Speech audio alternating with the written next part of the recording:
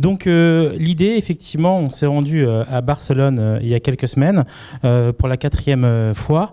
C'était l'occasion de pouvoir un petit peu voir à la fois suivre les annonces qui ont eu lieu et essayer d'identifier des tendances qui vont pouvoir éventuellement impacter le marché. Alors, le thème cette année, effectivement, d'abord, il y avait une forte présence française comme l'année dernière. Plus de 115 startups françaises étaient présentes sur le stand French Tech. Donc ça, c'est quand même une bonne nouvelle. Après le cru, effectivement, du CES qu'on avait pu observer, il y avait une présence française qui était vraiment très forte. Et le thème, on l'a trouvé assez intéressant. Mobile everywhere, c'est vraiment cette idée que en fait, le mobile prend vraiment le pouvoir, prend énormément la valeur et devient absolument central au niveau des stratégies. Alors, on a essayé de résumer en 6 grandes tendances ce qu'on a pu observer là-bas. Donc d'abord, tout ce qui est expérience connectée. Après, tout ce qui tourne autour des enjeux de la 5G. C'était effectivement un des thèmes qui a vraiment été traité cette année. Les enjeux autour du marketing mobile, du commerce mobile, de tout ce qui est écosystème IoT. Et enfin, les enjeux effectivement autour de la vie privée et de la sécurité. Alors, on va démarrer par expérience connectée et révolution 5G. Alors, tout d'abord, effectivement, ce qu'on a pu observer, enfin en tout cas c'est notre analyse, c'est que Barcelone a été l'occasion cette année de grandes alliances entre partenaires hardware et partenaires software. Vous le verrez dans quelques slides. C'est vraiment cette année où on a vu en fait que sortir seul avec son produit, c'était plus suffisant et qu'il fallait arriver avec des annonces en incluant des partenaires technologiques, des partenaires hardware, des partenaires services et qu'aujourd'hui, effectivement, juste annoncer un téléphone, ça semble un petit peu limite et le marché et on demande de plus de choses, d'écosystèmes complets. Alors, il y a effectivement eu pas mal de choses autour de la réalité augmentée et autour de l'expérience. On prendra le cas effectivement de 2 acteurs parmi d'autres, hein. Mais par exemple LG effectivement qui n'a pas annoncé uniquement un nouveau téléphone mais qui est arrivé avec ce qu'ils ont appelé LG Friends, c'est-à-dire un écosystème de dongle, c'est-à-dire avec une caméra 360, des enceintes Bang & Olufsen, des lunettes de réalité virtuelle. Donc c'est vraiment l'occasion, une caméra aussi qui permet de surveiller la maison. Donc on le voit, un écosystème complet. Idem pour Samsung, qui n'a pas sorti uniquement son nouveau téléphone, mais qui a annoncé des partenariats avec Facebook, qui a aussi lui aussi annoncé une caméra 360. Donc on le voit, la nécessité d'annoncer un écosystème complet par édition. Donc je pense que ça c'est quelque chose qui va continuer à se développer. Cette idée en fait que le mobile clairement n'est plus une verticale seule mais est au centre d'un écosystème complet. Alors ce qui a retenu aussi notre attention c'est l'initiative de Ford. Alors on n'en a pas forcément énormément parlé mais c'est très intéressant pour nous parce qu'on voit qu'en fait vous avez d'un côté Apple CarPlay de Apple qui est le système que Apple souhaite développer dans les voitures. Il y a aussi l'offre Android Auto de Google et ce qui est très intéressant c'est que Ford a développé son propre service, donc Sync 3 en français, et qui a réussi à nouer des partenariats et à le distribuer avec Toyota qui est un concurrent automobile. Donc ce qui est très intéressant, c'est qu'il y a aussi du coup, on le voit, des alliances qui se forment dans d'autres secteurs autour de la mobilité pour, on va dire, garder une distance et une dépendance par rapport aux GAFA. Donc ça, c'est un fait qui est quand même à relever. Il y a aussi effectivement des pistes qui avaient été initiées par les GAFA. Je pense au Google Glass. Epson, lui, continue. Il développe sa lunette. On l'avait déjà vu des modèles il y a 2 ans et l'année dernière. Bon, c'est des choses qui continuent à essayer de pousser à la fois pour le consommateur et pour des usages professionnels. Alors effectivement, le mot qui était sur les lèvres cette année, c'était la 5G. On n'y est pas encore, clairement, mais les choses se mettent en place progressivement. C'est un peu plus vite en Asie qu'en Europe, mais on a eu l'occasion un petit peu d'échanger avec différents acteurs. Alors, pour que la 5G fonctionne, évidemment, derrière, il faut des infrastructures. Donc, les Ericsson, les Nokia, tous les gros prestataires et plateformes d'infrastructures étaient présents parce que c'est évidemment eux qui vont permettre l'interconnexion des réseaux et la création et la production de ce service 5G.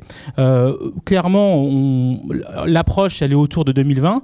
On a eu l'occasion d'interroger le directeur général de DG Connect qui est en charge pour l'Europe du développement et de la roadmap de la 5G. Je vous propose de découvrir ce témoignage maintenant.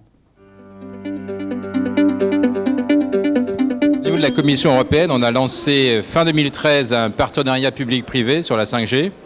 Donc on a une roadmap en 3 étapes en fait. Là on est au milieu de la première étape où on fait essentiellement de la recherche sur des technologies très avancées. La deuxième phase est celle qu'on commencera l'année prochaine en 2016 où on va faire déjà des pilotes pour tester notamment avec des industriels comme dans le domaine des voitures connectées, de la santé, de l'énergie. Concrètement, comment est-ce qu'on peut utiliser la 5G pour faire des choses vraiment très intéressantes. La troisième phase qui va commencer en 2018, ce sera vraiment pour faire des déploiements pré-commerciaux, c'est-à-dire vraiment avoir dans des conditions réelles déjà testé des réseaux 5G pour qu'en 2020, on soit sûr que les standards fonctionnent et qu'on ait vraiment des milliards d'objets connectés, des objets qui roulent à 500 km à l'heure, qui soient connectés, toutes les potentialités de la 5G vraiment testées en avance. Donc on est vraiment dans ces 3 étapes. Aujourd'hui, là, jusqu'en 2017, première étape. 16-17, on fait la phase 2 et à partir de 2018-2020, la phase 3. L'idée, c'est que la 5G, dès aujourd'hui, on la conçoit avec des industriels.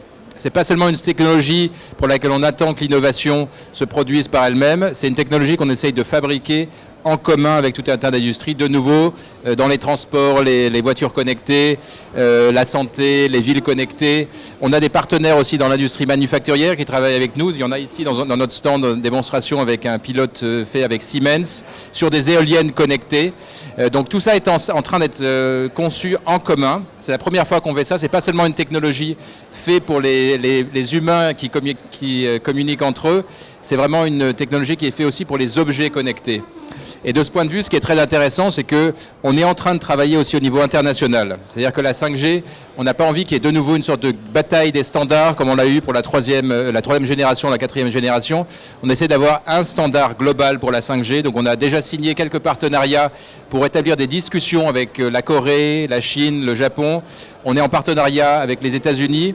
Et demain, on va annoncer quelque chose aussi avec le Brésil. Donc c'est vraiment aussi un agenda international pour faire en sorte qu'on ne perde pas de temps, on ait un bon standard qui soit un standard global et qui permette justement d'augmenter la compétitivité de nos industries en les rendant complètement connectées avec des capacités formidables. Voilà, on le voit, les acteurs ont appris les difficultés de la 3G et de la 4G avec différents standards, des approches imposées aux constructeurs et en fait aujourd'hui qui demandaient pas mal de modifications et d'implications technologiques. Là, l'idée, c'est un standard mondial, un projet qui intègre l'ensemble de l'industrie avec clairement une vision aussi machine to machine et pas uniquement une logique de consommation de contenu pour les consommateurs. Donc c'est quand même quelque chose à suivre. Alors la 5G, on en reparlera un peu plus tard, mais c'est aussi un point clé pour tout ce qui va être consommation de contenu de type immersif, grand consommateur de données. Évidemment, Facebook a annoncé son projet Infra-Télécom qui va essayer de travailler avec un écosystème d'opérateurs, de constructeurs pour permettre la meilleure expérience dans cet univers qui arrive. Alors, on va passer à la deuxième partie, donc marketing mobile et commerce mobile. Alors, on a eu un clash, effectivement, sur scène, à Barcelone, avec, en gros, d'un côté, les acteurs de l'adblocking, et puis, de l'autre, ceux qui en sont victimes. Donc, c'était un débat assez intéressant et assez animé, on va dire, mais qui a bien montré que sur le thème du marketing mobile, ça reste encore un peu le Far West. On aura l'occasion d'en parler un peu dans la matinée.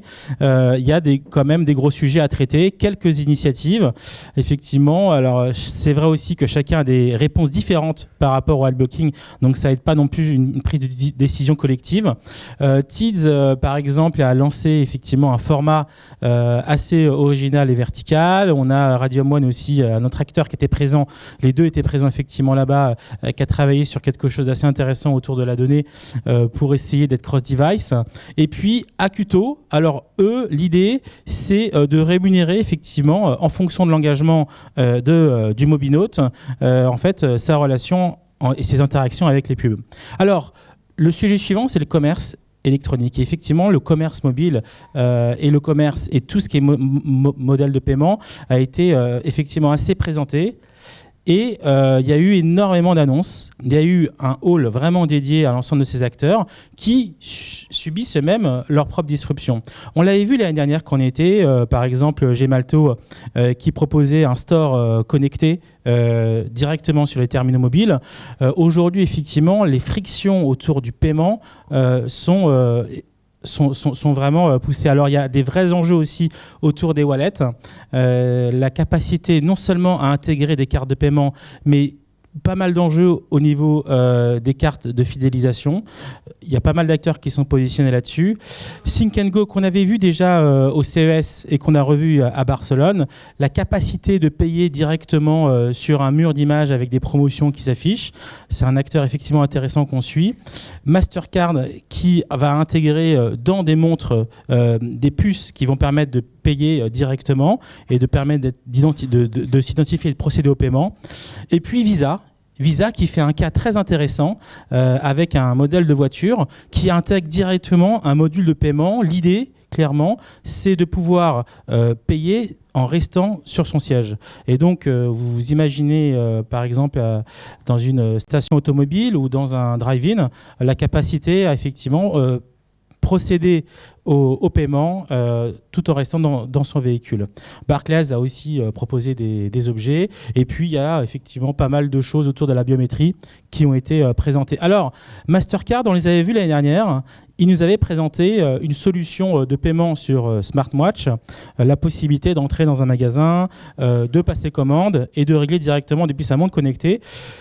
C'était assez intéressant, mais c'était quand même assez marginal en termes d'usage, puisque on va dire que les montres connectées ne sont pas encore massifiées. Aujourd'hui, là, on pense que c'est quelque chose en termes de paiement qui peut avoir un intérêt. Parallèlement, il faut savoir que la démonstration que vous allez avoir se rapproche quand même de la proposition de modèle de paiement qu'a proposé Alibaba et qu'on avait découvert en Allemagne il y a quelques mois. Donc je vous laisse découvrir cette démonstration. Instead, if you hit checkout and you were using Identity Check, what you get is a push notification directly to your mobile banking app, right? It's going to wake up and say, hey, did you do this transaction? And I'm going to tap on that, which is going to open up the app, right? And it's going to show me a few details about the transaction. It's going to tell me the retailer that I'm shopping at, right? It's going to give me a little bit about the transaction volume. And then it's also going to optionally capture my geolocation. So if you think about it, in one step, in one tap, I've already captured two factors of authentication. The first is that I've pushed this notification to your phone and your phone only. So that's very secure. Two, I'm capturing some geolocation information, if you consent to it, to make sure that you're in the right place relative to the transaction. So I'm going to tap on this and capture the third factor of authentication, which is my facial biometric. It's going to ask for an image.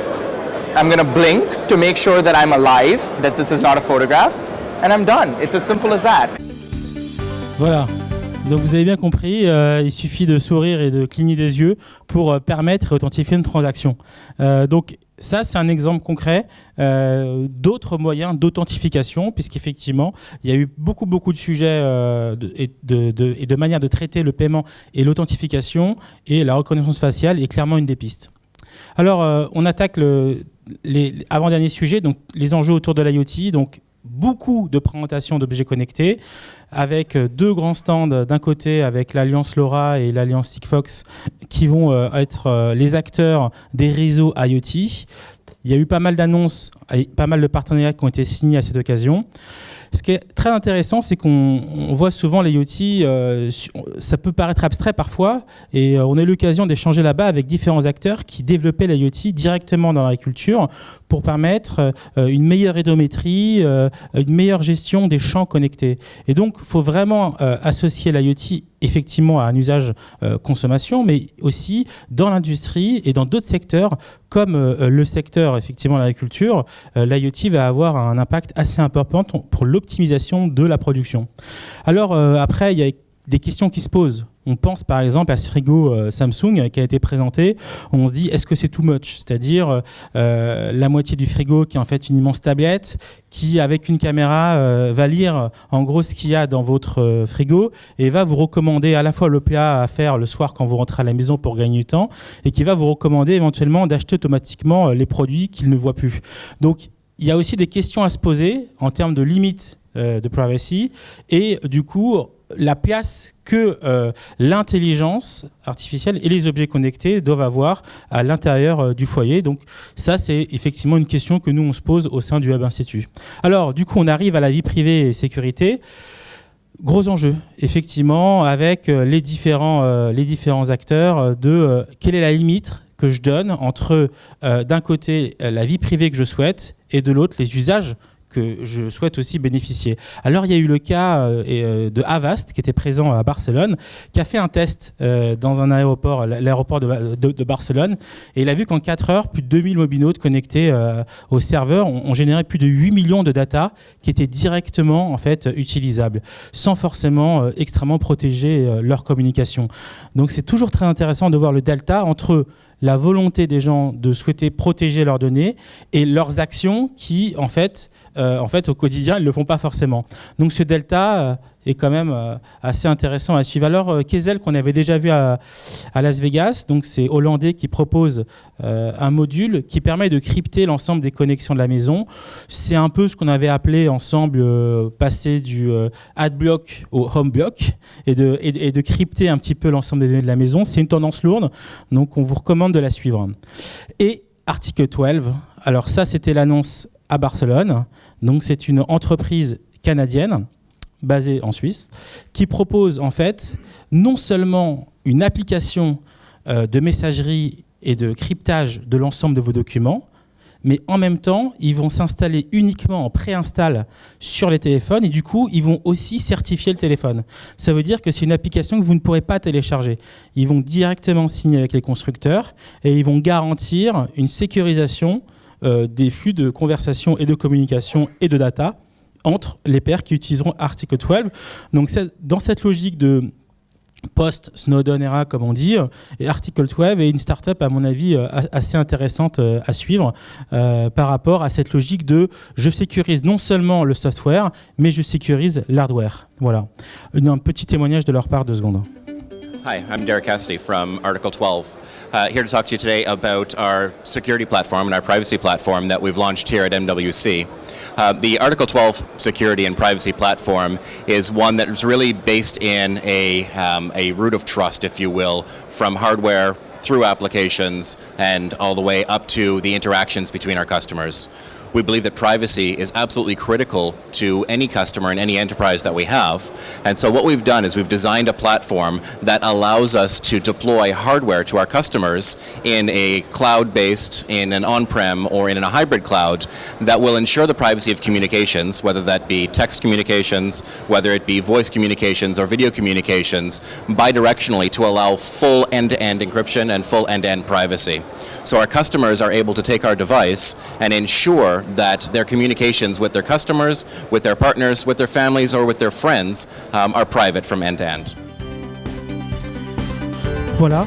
Et pour conclure, 2 choses. Tout d'abord, le triptyque auquel on croit beaucoup, c'est tout simplement l'association de l'intelligence artificielle, de la reconnaissance vocale et du mobile. Et dans ce contexte, les présentations autour de Cortana qu'on avait vues déjà au CES et qu'on a vu sur toute la partie, les annonces autour des nouveaux Lumia à Barcelone étaient assez intéressantes parce qu'on a vu vraiment le futur des expériences mobiles que l'ensemble, en gros, des consommateurs vont pouvoir espérer avoir. Donc vraiment, le triptyque intelligence artificielle, reconnaissance et interaction vocale et mobile sont clairement des pistes qui vont se développer dans l'année qui arrive et qu'on vous recommande de suivre. Alors pour conclure, on a présenté rapidement 6 grandes tendances. Il y en a d'autres qu'on suit effectivement la réalité augmentée, donc ça vous en avez déjà entendu parler. L'IoT pour tous et sa démocratisation. L'idée aussi que l'ensemble de la valeur arrive sur le mobile. Le fait aussi que il y a encore 1 ou 2 ans, à chaque fois, Barcelone, on disait « mais Apple n'est pas là ». Et cette année, en fait, personne n'a dit « Apple n'est pas là ». Il y avait tellement d'annonces et tellement d'innovations qu'en fait, Apple manquait à personne. Et c'est une vraie question. C'est est-ce que, du coup, Apple ne va pas venir un jour au Mobile Congress parce qu'il y a quand même énormément d'annonces aujourd'hui. Et les médias et les annonces font que on a pas du tout parlé d'Apple cette édition-là. Les robots et les drones qui ont été traités, et puis j'en ai parlé un petit peu, mais on pourra en parler beaucoup plus longuement, l'intelligence artificielle. Voilà, merci beaucoup.